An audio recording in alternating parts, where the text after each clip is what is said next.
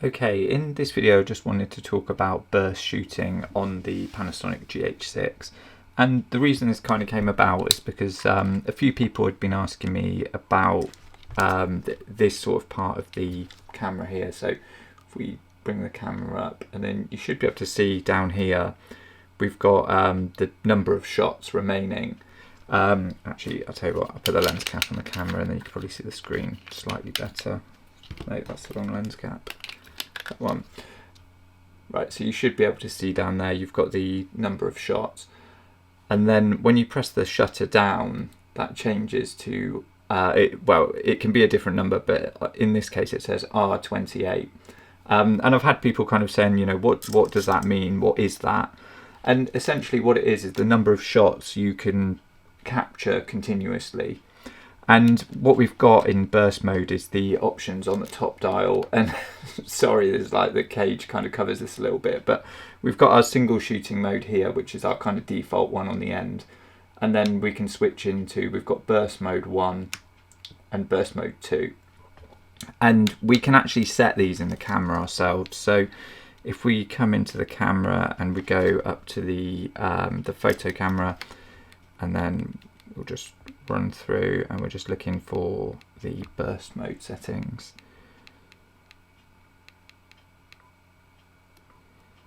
And you can see it's here in other photos 1, so it's the second from bottom, burst shot settings. And then if you click into that menu, it gives you the option to actually customize both of those buttons. So burst shot 1, like I say, they're all labeled, you know, they've got a 1 and a 2 on them, so you know which one relates to which. And you can set them to any of the modes. So if you wanted to, you could set them to 2 low burst shooting mode, you could set them to 2 high ones, you could go one end of the scale to the other end. And some of the stuff I'll talk about, some of it's detailed here on the camera, but I'll just give you a really quick run through of these. So we've got L, which just stands for low burst rate, or, you know, low speed, and that essentially is 2 frames a second. And then when you come up to M, which is just medium, we've got 6 frames a second, or sorry, that's 6 frames a second with AFS or in manual focus. And then if you want AFC, that's 5 frames a second. If you don't know what I'm talking about for the focus mode, I'll leave a link up in the corner that explains all of that, but I'm not going to go through that in this video. H is high speed, and then that gives us 14 frames a second in AFS or manual focus, and then it gives us sort of 8 frames a second AFC, or 7 frames AFC if you're going to use the electronic shutter. And then it's essentially what happens generally, we'll go through that afterwards, but when you get into the higher modes, generally it's using the electronic shutter. For anything up here is all electronic shutter. This one can kind of go between the two, but yeah, it generally makes the choices for you. But once you get up into these ones, SH, these are kind of like, it's not actually detailed, but I think they're like the super high mode. So you know, they speak for themselves. SH20, 20 frames a second. SH60 is 60 frames a second. And SH75 is 75 frames a second. And they're basically all, you can see here, if we go to, I've picked a bit of a rubbish lens to do this because I'm not going to be able to focus on anything, but what we'll do, we've got, if we go into burst mode 1, and I'm in continuous autofocus, you'll see that that's handled by burst mode 1. And then if I go into there, you can see it changes the it changes the it changes the shutter type. You can see up there it says E, so it's gone into electronic shutter, and it's switched, even though I'm in continuous focus, it switched it into AFS because that's kind of the best it can give me there. So yeah, it kind of handles all of that on your behalf, and you'll actually find, now we've gone into burst mode 2, if we go into the, sorry, I think I've gone a long way to get to this, but we'll get there in the end. Yeah, you can see here, so it's right underneath the shutter type. You can actually, mine was set to auto anyway, but you can see it locks that in to how it wants it. So yeah, you can see SH75, and we could do, if we do SH20, you'll be able to see as well. Look, it's taken us into, sorry, you can't see it again because the cap's on. It's taken us into AFS again. So yeah, you can kind of come in, you can customize those sort of as you wish, and then coming back to the kind of original thing that we were talking about, we've got the you can see here, we've got up now is R99 because we're on the really high kind of burst rates. Switch into 1, we've got R28, and then if we switch into single, R28. But that would change kind of according to what we made them. So you know, if I changed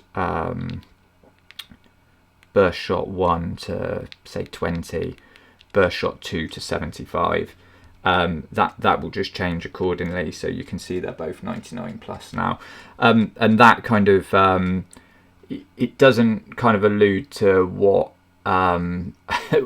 what could be shot. You know, the buffer can fill before that, but sorry, the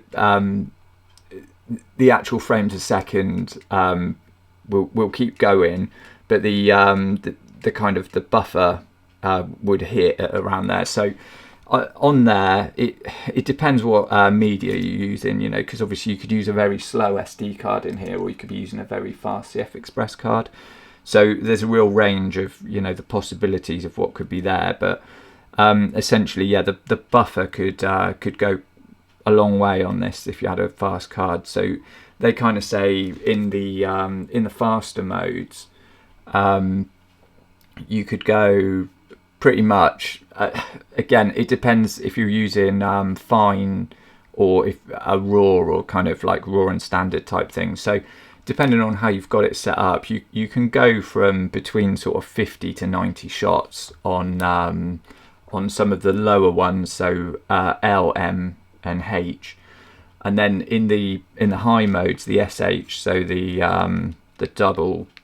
Sorry, let me show you again. So in these ones, you can fill the buffer with just a huge amount of shots. So you know, if I put it into manual, you can just keep firing shots off as long as you like, and then till that buffer is kind of full. So you can see now I can actually reshoot, but the buffer is kind of refilling there. So you can see it coming up as it's sort of saving all of those, and you can see it saving because you can see the you know, that card is in use.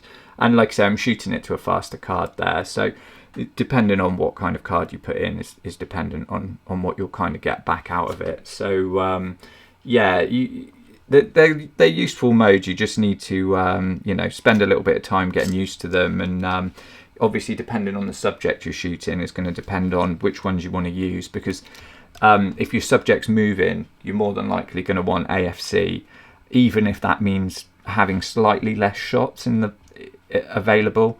Whereas, you know, you could shoot 75 to 200 shots and they might be out of focus because you've only had that one initial kind of focus point on it, unless you're kind of retrying to focus every time. But it's yeah, it's a little bit of trial and error, the burst modes, but yeah, they're very useful if you're trying to capture, you know, any fast moving objects. So yeah, I'd sort of encourage you to just go in and have a play and see what kind of works for you, really. But always just make sure, you know, when you're done with the burst modes, if you switch back into single, because if you stay in the burst modes, then a lot of modes can become unavailable in the camera and things start to get a bit confusing. So always just check your top dial and just make sure you're in the mode you want, whether that's single or burst. And yeah, that's it really. So hopefully that's been helpful. If it has, give the video a like. If you want to see more content like this, then please subscribe.